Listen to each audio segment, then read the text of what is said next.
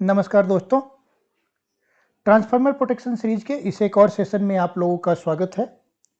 और आज का जो सेशन है वो हम वहीं से स्टार्ट करेंगे जहां पर हमने लास्ट सेशन कंप्लीट किया था। और बेसिकली लास्ट सेशन में हमने स्टार डेल्टा ट्रांसफार्मर के अंदर अगर स्टार साइड में फेज टू ग्राउंड फॉल्ट आएगा या फेज टू फेज फॉल्ट आएगा तो डेल्टा वाइंडिंग में करंट डिस्ट्रीब्यूशन किस टाइप से होता है ये हमने स्टडी किया था। फर्स्ट सेशन के अंदर हमने स्टार डेल्टा ट्रांसफार्मर के अंदर फेज शिफ्ट कैसे 30 डिग्री या 330 degree means different different type का जो कनेक्शन है हमारा, जैसे YND1 या YND11, इस कनेक्शन के हिसाब से जो फेज शिफ्ट इंट्रोड्यूस होता है वो स्टडी किया था। प्लस स्टार डेल्टा ट्रांसफार्मर कैसे ड्रॉ करना है यूजिंग अ क्लॉक या क्लॉक मेथड के थ्रू, वो हमने फर्स्ट सेशन में डिस्कस किया था। और साथ ही साथ फर्स्ट सेशन में हमने ये भी डिस्कस किया था कि अगर आपका एक्सटर्नल कनेक्शंस इंटरचेंज हो जाता है, एक्सटर्नल कनेक्शंस में कुछ चेंजेज आते हैं तो उसके कारण से कैसे ये ट्रांसफार्मर का जो एक्चुअल कनेक्शंस है वो चेंजेज हो जाते हैं। सेकंड सेशन में हमने करंट डिस्ट्रीब्यूशन की बात की थी स्टार डेल्टा ट्रांसफार्मर के अंदर। और उसी के बाद हमने ये कहा था कि नेक्स्ट सेशन में हम डिस्कस करने वाले हैं कि करंट डिस्ट्रीब्यूशन कैसे होता है 2 वाइंडिंग ट्रांसफार्मर में, ऑटो ट्रांसफार्मर में एंड 3 वाइंडिंग ट्रांसफार्मर में। तो आज के सेशन में बेसिकली हम करंट डिस्ट्रीब्यूशन की बात करेंगे 2 winding transformer and auto transformer के अंदर। जो हम ऑटो ट्रांसफार्मर के लिए जो कंसेप्ट यूज करेंगे वही सेम कंसेप्ट हमारा 3 वाइंडिंग ट्रांसफार्मर में भी अप्लीकेबल होगा। एक और चीज यहाँ पर बहुत इंपॉर्टेंट है जो कि ये है कि आप लोगों को ऐसा लग रहा होगा कि ट्रांसफार्मर प्रोटेक्शन में बहुत ज़्यादा थ्योरी चल रहा है, और उसका रीजन ये है कि आज की डेट में सभी चीज़ जो है न्यूमेरिकल प्रोटेक्टिव रिलेज हो चुका है। न्यूमेरिकल रिलेज के अंदर होता क्या है कि आपको कुछ बहुत ज़्यादा करने के लिए नहीं है, सब कुछ रिले खुद ही कैलकुलेट कर देता है, रिले खुद ही इंप्लीमेंट कर देता है। आपको सिर्फ सेटिंग्स के कुछ चीज़ें सिंपली डाटा एंट्री के टाइप से काम होता है। लेकिन जब वो रिले गलत ऑपरेट होती है या मालफंक्शंस होते हैं तब आपको कंसेप्ट की बहुत ज़्यादा रिक्वायरमेंट होती है। और उस टाइम पर हमें इसकी जरूरत होती है कि अगर पता चले कि आपने सब कुछ तो सही किया लेकिन रिले गलत ऑपरेट हो गई, डिफरेंशियल रिले गलत ऑपरेट हो गई, तो तब आपको समझ में आता है कि आपने अगर ये कंसेप्ट समझा हुआ है तो आपको समझ में आएगा कि आपका भले ही कनेक्शन ठीक है लेकिन हो सकता है कि आपने जो ये करंट डिस्ट्रीब्यूशन की बात थी कि स्टार साइड का के फॉल्ट में 211 करंट डिस्ट्रीब्यूशन होगा या स्टार साइड के फेज टू ग्राउंड फॉल्ट में डेल्टा साइड में फेज टू फेज में करंट डिस्ट्रीब्यूट हो रहा है, तो अगर ये चीज़ें आपको कंसेप्चुअली क्लियर नहीं है तो आप एनालिसिस नहीं कर सकते हैं। और हमेशा हमारा जो मेन फोकस होता है एक अच्छे प्रोटेक्शन इंजीनियर के लिए ये जरूरी है कि फॉल्ट फाइंडिंग के लिए वो कैपेबल हो। जब फॉल्ट आता है और जो उनके पास डिस्टर्बेंस रिकॉर्ड्स अवेलेबल है उसके बेसिस पर एनालिसिस कर सके। तो अगर हमें एनालिसिस करना है तो उसके लिए हमें सभी टाइप के कंसेप्ट क्लियर होने चाहिए। तो इसी श्रृंखला को आगे बढ़ाते हुए आज हम करंट डिस्ट्रीब्यूशन की बात करेंगे 2 winding transformer, 3 winding transformer, auto transformer में। तो अब बहुत ज़्यादा समय न खराब करते हुए सीधा हम आज के टॉपिक पर आते हैं जो कि हमारा है current distribution in 2 winding transformer. तो सबसे पहले हम एक सिंपल 2 वाइंडिंग ट्रांसफार्मर बनाते हैं। मान लीजिए कि ये हमारा सिंपल एक 2 वाइंडिंग स्टार स्टार ट्रांसफार्मर है। बेसिकली 2 वाइंडिंग ट्रांसफार्मर तो आपका स्टार डेल्टा ट्रांसफार्मर भी था, लेकिन ये हम बना रहे हैं अब star star transformer.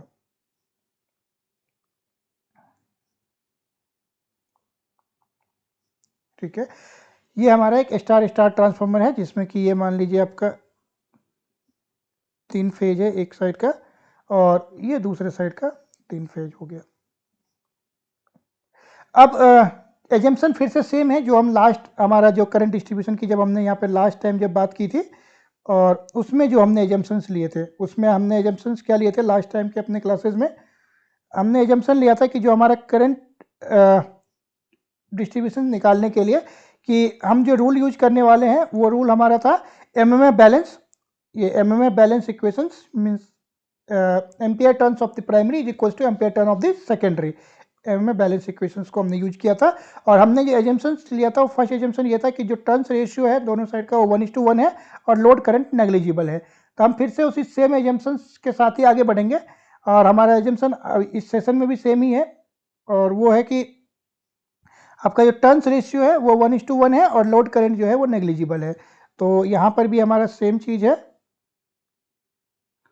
Turns ratio 1:1 and load current negligible है।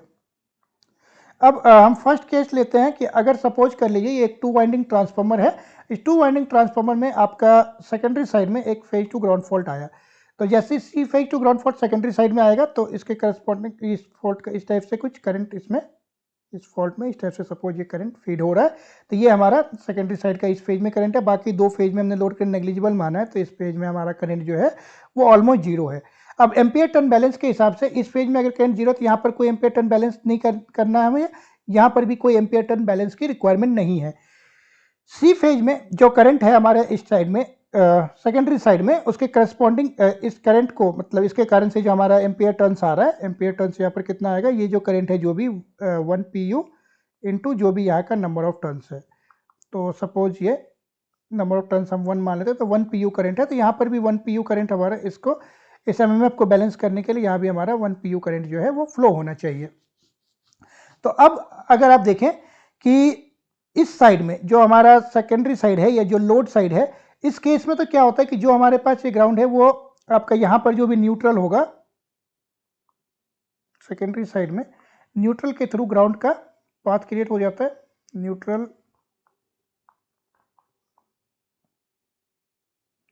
के थ्रू ग्राउंड रिटर्न पाथ बन जाता है हमारा लोड साइड में। लेकिन जो हमारा ये दूसरा वाला साइड है जिस साइड से ट्रांसमिशन लाइंस कनेक्टेड है, ये वाला साइड हमारा लोड वाला साइड है, और इस साइड में जो हमारा 4 वायर सिस्टम है उसके अंदर न्यूट्रल के थ्रू आपका ये ग्राउंड का रिटर्न पाथ कंप्लीट हो जाता है, और इस साइड में हमें कोई प्रॉब्लम नहीं है। लेकिन आप इस साइड में देखें, इन दोनों फेजेज में एमएमएफ बैलेंस की रिक्वायरमेंट नहीं है, यहाँ पर एमएमएफ की बैलेंस की रिक्वायरमेंट नहीं है, यहाँ पर भी एमएमएफ बैलेंस की रिक्वायरमेंट नहीं है। मैं यहाँ पर लोड करंट क्योंकि नेग्लिजिबल लेके चल रहा हूँ। तो अब इस साइड में क्या होगा, ये जो हमारा जो करंट है 1 pu, वो करंट क्या होगा, ये करंट ग्राउंड के थ्रू रिटर्न होगा, लेकिन अब इसको नेक्स्ट ग्राउंड कहाँ पर मिलेगा। तो अगर हम इसको पावर सिस्टम नेटवर्क को थोड़ा डिटेल में बनाते हैं, तो हमारे पास इस टाइप से पावर सिस्टम नेटवर्क होता है। ये हमारा जनरेटर हो गया, जनरेटर का बस, और इस साइड से आपका एक कोई ट्रांसफार्मर हो गया, मान लीजिए कोई भी स्टार डेल्टा ट्रांसफार्मर है या कोई भी ट्रांसफार्मर हो सकता है, और स्टार स्टार ट्रांसफार्मर हो सकता है। इस टाइप से आपका ट्रांसफार्मर है। फिर ये ट्रांसमिशन लाइन है, ट्रांसमिशन लाइन के बाद फिर नेक्स्ट बस है, और उसके बाद ये वाला हमारा ट्रांसफार्मर है जिसको कि हम प्रोटेक्ट कर रहे थे। सॉरी, ये हमारा वो ट्रांसफार्मर है जिसको कि हम प्रोटेक्ट कर रहे थे, और ये हमारा इस टाइप का ट्रांसफार्मर है। और फॉल्ट जो है हमारा इस साइड में कहीं पर आया है, इस साइड में फॉल्ट आया था, तो ये वाला साइड का तो हमारे लिए कोई प्रॉब्लम ही नहीं था, यहाँ पर तो लोड वाला साइड था और आपको न्यूट्रल के थ्रू ग्राउंड रिटर्न पाथ मिल गया। और यहाँ पर करंट जो है, करंट ग्राउंड करंट जो भी ग्राउंड रिटर्न करंट है, ग्राउंड रिटर्न्स थ्रू न्यूट्रल। लेकिन जो आपका दूसरा वाला साइड है इस ट्रांसफार्मर का, इस साइड में जो करंट हमारा है वो करंट अब इसको ग्राउंड कहाँ पे मिलेगा, मतलब ग्राउंड में जो करंट जा रहा है उसको रिटर्न पाथ कहाँ पे मिलना है, इसको रिटर्न पाथ मिलेगा ये यहाँ से इस टाइप से गया करंट, और जहाँ पर इसको नेक्स्ट न्यूट्रल मिलेगा तो वो कहाँ मिलेगा, नेक्स्ट जो भी यहाँ पर अगर ट्रांसफार्मर है, स्टार डेल्टा ट्रांसफार्मर है या नॉर्मल आपका ग्राउंड ट्रांसफार्मर है, तो यहाँ पर अगर हमारा स्टार डेल्टा ट्रांसफार्मर, तो स्टार डेल्टा का आपको पता है जीरो सीक्वेंस जो हमारा नेटवर्क बनता है, स्टार का इस टाइप से स्विच होता है अगर हम बात करें तो, और ये डेल्टा का होता है। तो अगर हमारे पास स्टार डेल्टा है तो ये स्टार क्लोज हो जाएगा, और डेल्टा वाला जो होगा यहाँ पर ये वाला बात क्लोज होगा। तो अगर स्टार डेल्टा ट्रांसफार्मर बीच में कहीं पर आ रहा है तब तो ठीक है, वहाँ से आपको ग्राउंड मिलेगा, नहीं तो फिर लास्ट में फाइनली ये जनरेटर के थ्रू इस टाइप से करंट का ग्राउंड का पाथ कंप्लीट होता है। इससे होता क्या है कि ये वाला जो करंट है, जो हमारा एमएमएफ बैलेंस करने के लिए जो करंट गया था यहाँ से, ये वाला करंट जो कि एमएमएफ बैलेंस करने के लिए करंट था, वो करंट फाइनली फ्लो होता है, current flows through multiple towers. यहाँ पे बीच में क्योंकि जितने भी आपके ट्रांसमिशन टावर्स होंगे उन सभी टावर्स के थ्रू फ्लो होता हुआ और फाइनली रिटर्न पाथ कंप्लीट करता है नेक्स्ट ट्रांसफार्मर से या जनरेटर से, जहाँ पर भी उसको रिटर्न पाथ मिलता है। तो current flows through multiple towers, और इससे क्या होता है, ये करंट कौन सा है, ये ग्राउंड करंट है। तो ground current flows through multiple towers, और इसके कारण से होता क्या है कि हमारे जो कम्युनिकेशन के नेटवर्क्स होते हैं, कि कम्युनिकेशन नेटवर्क्स में इश्यूज क्रिएट होते हैं, कम्युनिकेशन प्रॉब्लम्स होते हैं, create nuisance in communication. Secondly protection challenges आते हैं। प्रोटेक्शन चैलेंजेस की तो हम बात करेंगे आने वाले सेशंस में, जहाँ पर हम डिफरेंशियल के और डिटेलिंग में जाएंगे। और कम्युनिकेशन का आपको पता है कि मतलब करंट जो है मल्टीपल टावर्स से हर एक में ग्राउंड करंट जा रहा है, और उसके कारण से जो वहाँ पर फील्ड क्रिएट्स हो रहा है वो फील्ड कम्युनिकेशन टावर्स के साथ इंटरफेयर करता है और कम्युनिकेशन से डिस्टर्बेंसेस क्रिएट होते हैं। अब इससे बचने के लिए हम क्या कर सकते हैं?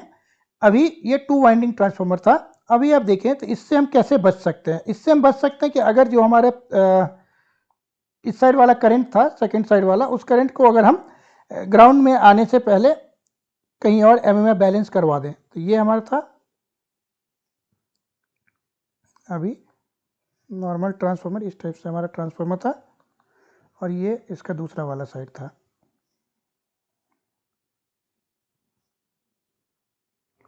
ठीक है, यही हमारे पास सिंपल सा था ट्रांसफार्मर।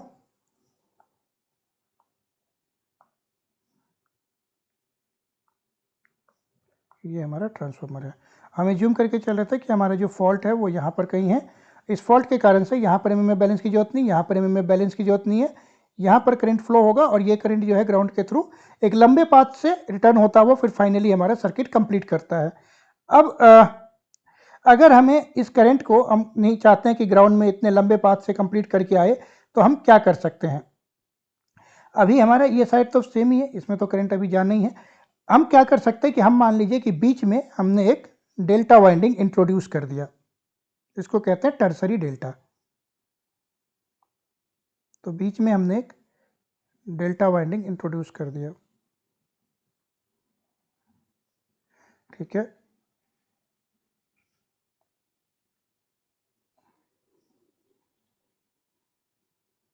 ये हमारा बीच में एक डेल्टा वाइंडिंग इंट्रोड्यूस हो गया। अब हम वापस अपने फिर से सेम उस पर आते हैं। तो आपको लास्ट सेशन में मैंने यहाँ पर बताया था कि जो डेल्टा वाइंडिंग होता है उसका क्या काम होता है, कि डेल्टा वाइंडिंग आपको जो करंट होता है जीरो सीक्वेंस करंट, उसको ट्रैप करता है। Delta winding zero sequence current को ट्रैप करता है। ये मैंने लास्ट सेशन के बिल्कुल एंड में बताया था आपको। एक मिनट, ये यहाँ पे कि delta winding zero sequence current को ट्रैप करता है, और ये हमने लास्ट सेशन में डिस्कस किया था। अगर कुछ डाउट है तो आप लास्ट सेशन के वीडियो को दोबारा से देख लीजिए। लास्ट सेशन में इसको एक्सप्लेन किया गया है कि how delta winding traps zero sequence current. तो अभी अगर हमने 2 वाइंडिंग ट्रांसफार्मर में हमारा क्या इश्यू हो रहा था कि जो करंट है वो ग्राउंड से एक लंबे पाथ के थ्रू रिटर्न होकर के आ रहा है। तो अब हमने बीच में एक डेल्टा वाइंडिंग इंट्रोड्यूस कर दिया है। इस डेल्टा वाइंडिंग के कारण से क्या होगा कि डेल्टा वाइंडिंग जो है वो कुछ करंट को, मतलब जीरो सीक्वेंस करंट को जो है ट्रैप करेगा। अब आपको पता है कि इस साइड में ये फेज टू ग्राउंड फॉल्ट है। फेज टू ग्राउंड फॉल्ट में हमें जो सिंपल पावर सिस्टम एनालिसिस से पता है कि 3 जो हमारे करंट आएंगे, I positive sequence, I negative sequence और आई जीरो सीक्वेंस, ये तीनों इक्वल होते हैं। I positive is equals to I negative is equals to I zero. अगर तीनों इक्वल है तो हम इनको तीनों को सपोज कर लेते हैं कि 1/3 PU है। तो 1/3 1/3 1/3 टोटल जो है हमारा टोटल करंट निकल जाएगा। अब डेल्टा वाइंडिंग हमें क्या पता है कि delta winding zero sequence current को ट्रैप करता है। तो जीरो सीक्वेंस करंट का ट्रैप करने का मतलब क्या है कि जो टोटल करंट है उसका 1/3 जो जीरो सीक्वेंस करंट है वो डेल्टा वाइंडिंग के अंदर रहेगा। तो ये 1/3 1/3 1/3, और ये मतलब जो current distribution simply delta winding के पोलैरिटी के ऊपर डिपेंडेंट है। अभी हम ये मान के चल रहे हैं कि 1/3 करंट जो है वो यहाँ पर ट्रैप हो रहा है। तो 1/3 ऑफ टोटल 1/3 करंट या जो जीरो सीक्वेंस करंट है वो ट्रैप हो गया हमारा कहाँ पर, डेल्टा वाइंडिंग में। तो जीरो सीक्वेंस करंट ट्रैप्ड हो गया है डेल्टा वाइंडिंग में। अब जीरो सीक्वेंस करंट के डेल्टा वाइंडिंग में ट्रैप होने से क्या होगा, ये हमारे पास जो करंट है ये है 1 PU, ये है 1/3 PU, ये भी है 1/3 PU, और ये भी है 1/3 PU। अब क्या होगा, अब अगर आप यहाँ पर देखें तो एमएमएफ बैलेंस हमारा किस टाइप से होगा। यहाँ पर अगर जब तक ये टर्सरी वाइंडिंग नहीं था तो यहाँ का एमएमएफ जीरो था, यहाँ पर एमएमएफ बैलेंस करने की कोई जरूरत नहीं थी। अब यहाँ के एमएमएफ तो जीरो है, लेकिन टर्सरी वाइंडिंग के कारण से जो ये 1/3 टोटल है, अभी भी हम सेम मान के चल रहे हैं कि जो टर्न्स रेशियो है, turns ratio between star and delta winding, primary and secondary और secondary and tertiary is still 1:1। ये हमारा एजम्पशन है जिससे कि हमारा कैलकुलेशन ईजी हो जाए, हमारा समझना आसान हो जाए। अब अगर स्टार डेल्टा वाइंडिंग का रेशियो अभी भी 1:1 है तो क्या होगा, ये जो एमएमएफ यहाँ पर तो 0 है, लेकिन इस 1/3 एमएमएफ को कौन बैलेंस करेगा, इधर से तो कुछ मिलना ही नहीं है तो सेकेंडरी साइड है, 1/3 एमएमएफ को बैलेंस करेगा हमारा ये वाला वाइंडिंग। तो इस वाइंडिंग में 1/3 करंट यहाँ पर फ्लो होगा। सिमिलरली इस वाइंडिंग का 1/3 यहाँ पर तो बैलेंसिंग होना ही नहीं है, इस साइड में कुछ है ही नहीं, हमारा ये वाइंडिंग 1/3 यहाँ पर बैलेंस करेगा। लास्ट वाइंडिंग में अगर आप देखें सी फेज में टोटल 1 pu एमएमएफ यहाँ पर है। मैं 1 pu एमएमएफ क्यों बोल रहा हूँ, करंट अगर मेरा 1 pu करंट है, करंट 1 pu है और नंबर ऑफ टर्न्स मैंने 1:1 माना था, इक्वल टू 1 है, तो इसीलिए एम्पियर टर्न्स भी जो हमारा है वो 1 pu मान के चल रहे हैं। अब 1 pu में से 1/3 pu तो ये बैलेंस कर रहा है हमारा डेल्टा वाइंडिंग, तो बैलेंस जो 2/3 ऑफ pu है वो कहाँ से जाएगा, वो जाएगा हमारा थर्ड वाले वाइंडिंग से। तो दैट मीन्स अगर आप इसको वापस हम सेम उसमें देखें तो सी वाइंडिंग में जो करंट है IC वो है 2, IB 1 एंड IA 1, और ये जो है ये एग्जैक्टली सेम चीज हो गया फिर से 2-1-1 करंट डिस्ट्रीब्यूशन, जो कि आपका डेल्टा स्टार ट्रांसफार्मर का था 2-1-1 करंट डिस्ट्रीब्यूशन। अब इस 2-1-1 करंट डिस्ट्रीब्यूशन से एडवांटेज क्या है, ये डेल्टा वाइंडिंग लगाने का एडवांटेज क्या है कि अभी एक क्योंकि आपको एमएमएफ बैलेंस का पाथ मिल गया है, जो एमएमएफ टर्सरी का जो एमएमएफ है उसको ये वाला बैलेंस कर रहा है, इस वाले फेज को भी ये बैलेंस कर रहा है, तो आपको ग्राउंड के थ्रू कोई करंट अब रिटर्न नहीं हो रहा है। ऑल दो सेकेंडरी साइड में fault C phase to ground है, बट प्राइमरी साइड में ग्राउंड के थ्रू कोई करंट रिटर्न नहीं हो रहा है। ग्राउंड के थ्रू करंट नहीं रिटर्न होने के कारण से जो हमारा कम्युनिकेशन प्रॉब्लम्स थे, कम्युनिकेशन के लिंक्स में जो प्रॉब्लम आ रहे थे वो सॉल्व हो जाता है, कम्युनिकेशन प्रॉब्लम्स सॉल्व हो जाते हैं, सॉल्व। लेकिन एक न्यू टाइप का प्रॉब्लम क्रिएट होता है, और न्यू टाइप का प्रॉब्लम क्या है कि जो हम नॉर्मल डिफरेंशियल प्रोटेक्शन की अब तक बात कर रहे थे, नॉर्मल डिफरेंशियल प्रोटेक्शन अगर हमारा होता, नॉर्मल डिफरेंशियल प्रोटेक्शन मींस अगर हम जो हमारा नॉर्मल डिफरेंशियल प्रोटेक्शन था, नॉर्मल डिफरेंशियल प्रोटेक्शन में ये अगर ऑटो ट्रांसफार्मर है या 2 वाइंडिंग ट्रांसफार्मर है तो उसमें जो करंट हमारा phase to ground fault on star side, phase to ground fault on secondary side अगर है तो प्राइमरी में भी वो फेज टू ग्राउंड में ही रिफ्लेक्ट होता और करंट जो है करंट रिटर्न होता थ्रू और longer return ground return path. लेकिन because of introduction of tertiary delta winding, tertiary delta winding के इंट्रोडक्शन के कारण से क्या होता है कि जो हमारा करंट का पाथ था ग्राउंड के थ्रू वो एलिमिनेट हो जाता है, क्योंकि आपको एमएमएफ बैलेंस हो जाता है अभी बाकी 3 वाइंडिंग्स में, और जैसे ही एमएमएफ यहाँ पर बैलेंस हो जाता है तो इस केस में अब क्या होगा कि जो हमारा ग्राउंड के करंट जाना था वो खत्म हो गया और तीनों फेज में करंट आ जाता है। तीनों फेज में करंट का जो 2-1-1 का करंट डिस्ट्रीब्यूशन होता है, तो जब हम डिफरेंशियल प्रोटेक्शन इंप्लीमेंट करेंगे तो हमें इसके हिसाब से अपना न्यूमेरिकल रिले में कंपनसेशन मैट्रिक्स सेलेक्ट करना पड़ेगा। कंपनसेशन मैट्रिक्स आप रिमेंबर कर लीजिए, ये एक ऐसा टर्म है जो बार बार आएगा जब तक कि हमारा ट्रांसफार्मर प्रोटेक्शन कंप्लीट नहीं होगा, और ये हमारे लिए जैसे जैसे आप इस कंसेप्ट को समझते जाएंगे वैसे वैसे ही इंप्लीमेंट करना आसान हो जाएगा। आपको अगर किसी भी टाइम पर ऐसा लग रहा हो कि बहुत ज़्यादा थियोरटिकल कंसेप्ट हो रहा है या काफ़ी ज़्यादा एक ही चीज़ आ रहा है, तो आप बोल सकते हैं, कमेंट बॉक्स में मेंशन कर सकते हैं। आने वाले सेशन में हम पहले कुछ डायरेक्ट डिक्सी के कंसेप्ट क्लियर करेंगे, फिर वापस यहाँ पर आएंगे। लेकिन मेरा ये मानना है कि एक बार अगर हमें थियोरटिकल कंसेप्ट बिल्कुल क्लियर है, अच्छे से हमें साउंड थियोरटिकल बेस है हमारा, तो हमारे लिए जो प्रैक्टिकल कंसेप्ट है न्यूमेरिकल रिले के अंदर इंप्लीमेंट करना वो बहुत आसान हो जाता है। क्योंकि न्यूमेरिकल रिले में आपको मैं बता दूं सबसे पहले ही कि न्यूमेरिकल रिले का प्रोटेक्शन वाइज बहुत ज़्यादा एडवांटेज है, लेकिन प्रोटेक्शन रिले वाइज जो प्रोटेक्शन रिले के इंजीनियर वाइज न्यूमेरिकल रिले का एक सबसे बड़ा डिसएडवांटेज ये है कि न्यूमेरिकल रिले आपको एक डाटा एंट्री ऑपरेटर के टाइप से ही काम करवाता है। क्योंकि अगर आपको कंसेप्ट नहीं क्लियर है तो आपके पास सिर्फ सेटिंग्स आएगी और आप उस सेटिंग्स को बस एंट्री करते रहेंगे कि एड्रेस 101 पर मैंने एंट्री कर दिया कि ये YD11 ट्रांसफार्मर है, एड्रेस 102 मैंने एंटर कर दिया कि मुझे ऑटो ट्रांसफार्मर सेलेक्ट करना है और 2 वाइंडिंग ट्रांसफार्मर सेलेक्ट करना है, एड्रेस 103 मैं सिंपली सेलेक्ट कर दूंगा कि डिफरेंशियल पिकअप मुझे इतना रखना है। तो अगर आप ये सिंपल, ये सब काम तो क्या है, ये डाटा एंट्री का काम है, ये तो कोई भी कर सकता है।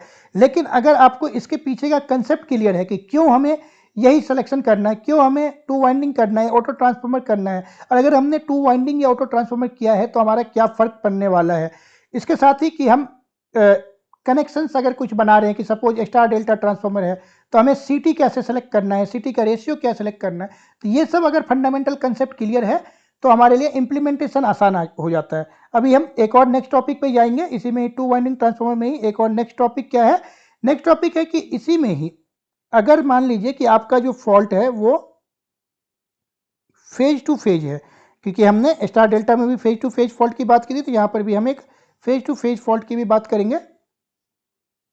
तो ये टू वाइंडिंग ट्रांसफार्मर बना लिया, अभी मैं टर्सरी डेल्टा नहीं दिखाता हूँ। अब मान लीजिए ये हमारा 3 फेजेज है सेकेंडरी साइड में, ये हमारा 3 फेजेज है प्राइमरी साइड में,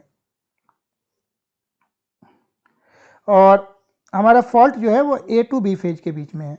ए बी फेज में फॉल्ट होने के कारण से आपका स्टेप से कुछ करंट फ्लो होगा, ए फेज के करंट के कारण से जो एमएमएफ है उसको यहाँ से बैलेंस करने के लिए यहाँ पर करंट फ्लो होगा, बी फेज के फेज में जो करंट है उसके कारण से जो एमएमएफ प्रोड्यूस हो रहा है उसको बैलेंस करने के लिए यहाँ पर उतना ही करंट फ्लो होगा। सी फेज में हम ये मान के चल रहे हैं कि लोड करंट नेग्लिजिबल है, यहाँ का एमएमएफ जो है वो 0 है और इसको यहाँ पर कुछ बैलेंस करने की आवश्यकता नहीं है। तो फेज टू फेज फॉल्ट में अगर आप देखें, phase to phase fault on two winding और ऑटो ट्रांसफार्मर और auto transformer, phase to phase fault में क्या होगा कि हमारा जो करंट है वो ग्राउंड के थ्रू नहीं जाएगा, और हमारे लिए प्रॉब्लम्स जो है कम्युनिकेशन प्रॉब्लम्स, कम्युनिकेशन नेटवर्क्स के जो प्रॉब्लम्स क्रिएटेड हो जाते हैं फेज टू ग्राउंड फॉल्ट में, वो नहीं होता है। अगर इसी के बीच में हम डेल्टा वाइंडिंग भी अपना ड्रॉ कर ले, जो हमारा डेल्टा वाइंडिंग था नॉर्मल वाला, तो ये आपका डेल्टा वाइंडिंग है, और अगर हम यहीं से बैक ट्रेस करें अपने कंसेप्ट को तो आप क्या देख पाएंगे, यहाँ पर आप देख सकते हैं कि यहाँ पर 1 pu एमएमएफ है, यहाँ पर भी 1 pu एमएमएफ है, दैट मीन डेल्टा वाइंडिंग को यहाँ पर 0 एमएमएफ की रिक्वायरमेंट है, कुछ कंपनसेट नहीं करना, 1 1 कैंसिल, 0 0 0 ऑलरेडी 0। और यहाँ से आप देख सकते हैं कि डेल्टा वाइंडिंग्स में, डेल्टा वाइंडिंग्स के अंदर, डेल्टा वाइंडिंग्स, और इस डेल्टा वाइंडिंग को कहते हैं tertiary delta winding, basically tertiary delta winding. इस टर्सरी डेल्टा वाइंडिंग्स में तीनों वाइंडिंग, तीनों फेजेज में, मीन्स आर वाई और बी, तीनों फेजेज में आपका 0 करंट फ्लो होगा। और 0 करंट फ्लो होने का मतलब भी है, लॉजिकल भी है। क्यों 0 करंट फ्लो होगा? आपको पता है कि जब हमारे पास फेज टू फेज फॉल्ट है, फेज टू फेज फॉल्ट, तो उस केस में पॉजिटिव सीक्वेंस करंट आएगा, निगेटिव सीक्वेंस करंट भी आएगा, बट 0 सीक्वेंस करंट जो है वो नहीं आएगा। ठीक है, 0 सीक्वेंस करंट नहीं आएगा, या इसको हम ऐसे भी लिख सकते हैं कि 0 सीक्वेंस करंट 0 होगा। अगर कोई 0 सीक्वेंस करंट है ही नहीं तो डेल्टा वाइंडिंग को कुछ करंट ट्रैप करने की जरूरत ही नहीं है, तो ऑटोमेटिकली यहाँ पर 0 करंट 0 करंट 0 करंट। तो ये हम दोनों तरीके से देख सकते हैं कि फेज टू फेज फॉल्ट है, 0 सीक्वेंस करंट होगा नहीं। फेज टू फेज में आपका सिंपली क्या होता है, पॉजिटिव सीक्वेंस और नेगेटिव सीक्वेंस करंट होता है। पावर सिस्टम एनालिसिस की बाद में बात करेंगे तो आपको फिर से क्लियर होगा। फेज टू फेज फॉल्ट में सिंपली क्या होता है, पॉजिटिव सीक्वेंस नेटवर्क और नेगेटिव सीक्वेंस नेटवर्क पैरेलल में कनेक्टेड होता है, और जो करंट होता है I positive is equals to I negative, positive sequence current negative sequence current के बराबर होता है, और 180 डिग्री फेज शिफ्टेड होता है। अगर ये पॉजिटिव सीक्वेंस करंट है तो नेगेटिव सीक्वेंस करंट इस टाइप से कुछ होगा, लेकिन अभी हम वहाँ पर उतना डिटेल में नहीं जाएंगे।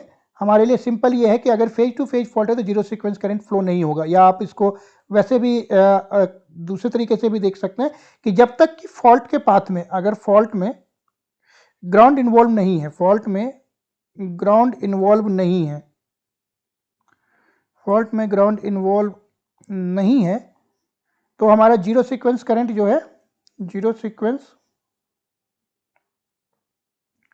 करंट वो 0 होगा, 0 सीक्वेंस करंट नहीं होगा। अगर 0 सीक्वेंस करंट है ही नहीं तो डेल्टा वाइंडिंग ट्रैप क्या करेगा, कुछ भी नहीं। अगर डेल्टा वाइंडिंग को कुछ 0 सीक्वेंस करंट ट्रैप नहीं करना है तो वैसे ही खत्म हो गया। और दूसरा हमने रिवर्स मेथड से भी देखा था कि ये 1 pu इस 1 pu को मतलब बैलेंस कर रहा है, सिमिलरली ये 1 pu इस 1 pu को बैलेंस कर रहा है, और यहाँ पर 0 है। यहाँ पर सभी चीज़ें ये 1 pu के टर्म में क्यों आ रहा है, क्योंकि हमने दो बहुत ही मेजर एजम्पन्स लेके रखा हुआ है। फर्स्ट एजम्पन कि हमारा टर्न्स रेशियो 1:1 है, और सेकेंड एजम्पन्स की जो हमारा टोटल लोड करंट है वो नेग्लिजिबल है।